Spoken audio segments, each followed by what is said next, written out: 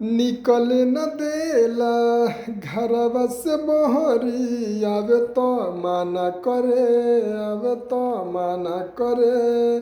करे में कड़ाई छोड़वलस पढ़ाई, जैसे पुलिस थाना करे, जैसे पुलिस थाना करे।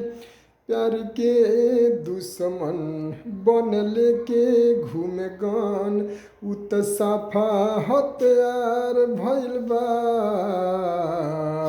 मालहवा के बपवा दीवार भइल बा, जब से ओकरा बेटिया से प्यार भइल बा। ओहू से बेलूरा हमर सार भइल बा, अब त जियल दुर्लभ दीदार भइल बा। हत्यार भइल बा, जब से प्यार भइल बा।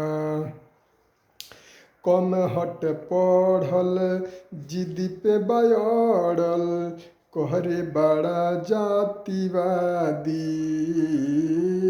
डाही में लागब हाली लेके भागब, ओइसे ना होखे दीही शादी।